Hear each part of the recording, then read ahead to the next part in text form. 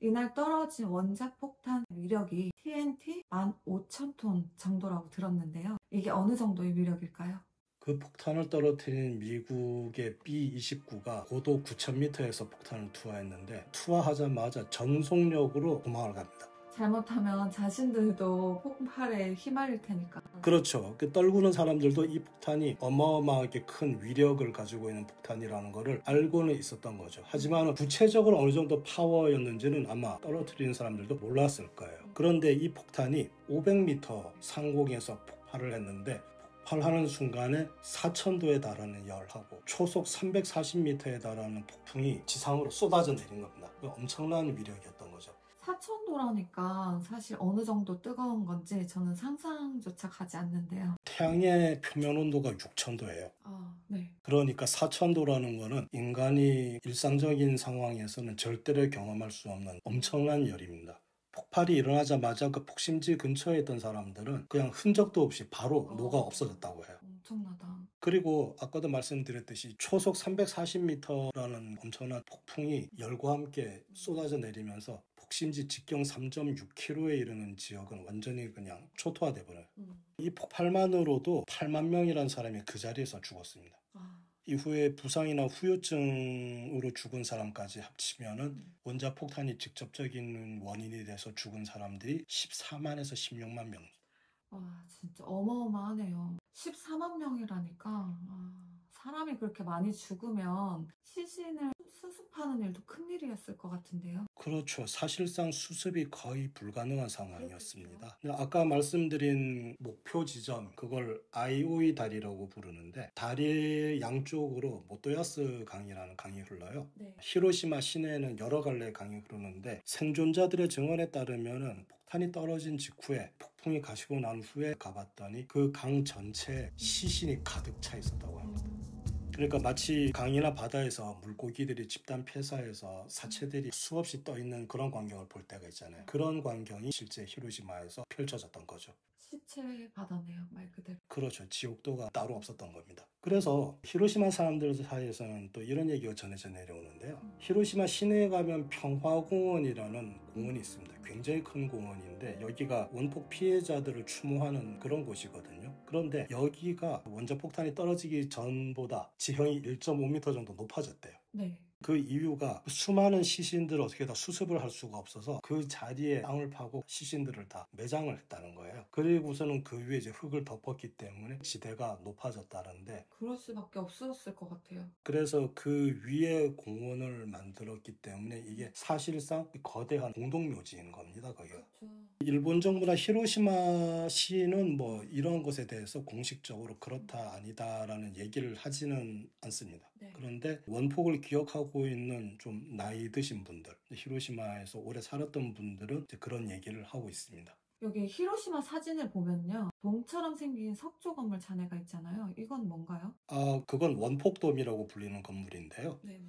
원래는 1910년대쯤에 그 히로시마 상공회의소가 히로시마 회사들이 생산하는 생산품을 전시하기 위해서 만든 전시관으로 쓰려고 만들었던 건물이에요. 네.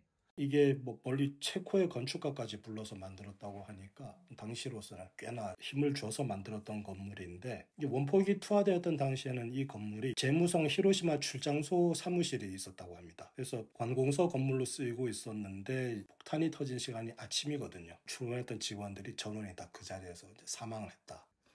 도시 자체가 초토화됐으니까 히로시마 사람들의 생활 자체가 안 됐을 것 같은데 뭐 일자리도 없고 살 집도 없고 그랬을 것 같거든요.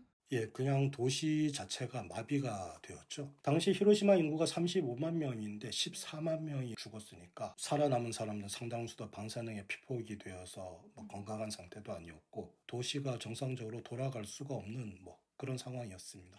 방사능이나 그런 것 때문에 다른 곳에서 살 생각은 아예 못했을 것 같거든요. 맞습니다. 그런 얘기가 있었어요. 앞으로 히로시마에서는 100년 동안 풀이나 뭐 나무가 자라지도 못할 것이다. 방사능 때문에. 근데 물론 지금의 히로시마를 보면 그 말이 맞는 얘기는 아니었지만은 그만큼 방사능 피폭에 대한 공포, 두려움이 있었고 그곳에서 살아야 되는 사람들한테는 그게 이제 큰 문제였던 거죠.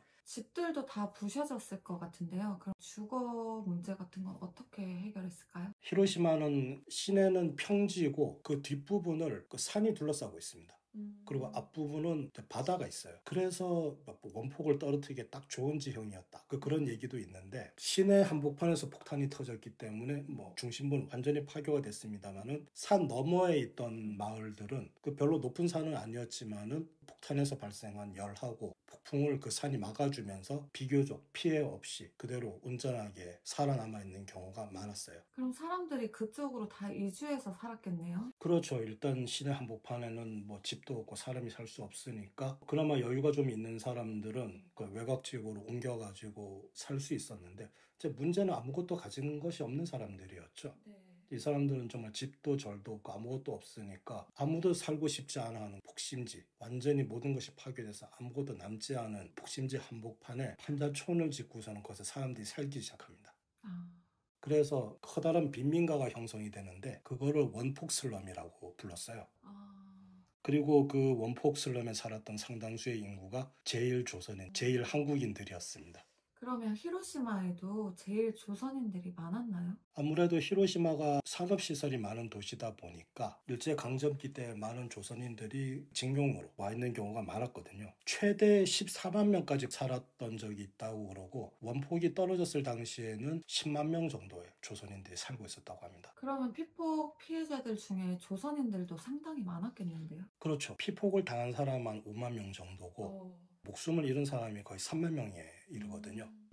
진짜 엄청나다. 그리고 그때 당시에 그 대한제국의 왕자였던 이우가 히로시마에 살고 있었는데 그 역시 원폭 투하 당일날에 폭탄을 맞고 사망했습니다. 아니, 조선의 왕자가 왜 히로시마에 살고 있었을까요? 이우 왕자는 일본 육군대학을 나와서 일본군에 복무를 하고 있었어요, 그때. 처음에는 이제 중국 쪽에서 복무를 하고 있었는데, 이제 이분이 독립군에 가담을 하려고 하는 뭐 그런 움직임이 포착됐다고 해서 일본이 이우 왕자를 일본 본토로 전출을 시켜버립니다. 근데 그곳이 이제 히로시마였는데 히로시마에 간 이유가 아까 말씀드렸듯이 일본 육군 2군 사령부가 히로시마에 있었고 이제 거기로 전출이 되어서 아침에 출근하던 길에 이제 변을 당한 거죠.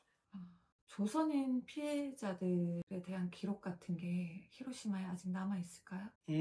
처음엔 조선인 피해자들에 대한 조사조차도 제대로 이루어지지 않았습니다. 몇 명이나 피폭을 당했는지 몇 명이나 사망을 했는지 그 통계가 제대로 나와 있지 않았는데 이제 나중에 조사가 이루어지면서 이 정도의 피해자가 발생했다. 그래서 당시 이제 민단하고 제일교포분들의 요구로 제일 한국인 원폭 사망자 위령비를 세워달라. 그런 요구가 오랫동안 있었는데 1970년이 되어서야 처음으로 이제 그 위령비가 세워지게 돼요. 그런데 문제는 이 위령비가 평화공원 안이 아니라 평화공원 담장 바깥쪽에 세워졌다는 겁니다. 공원 안쪽에 자리가 없다는 핑계로 말입니다.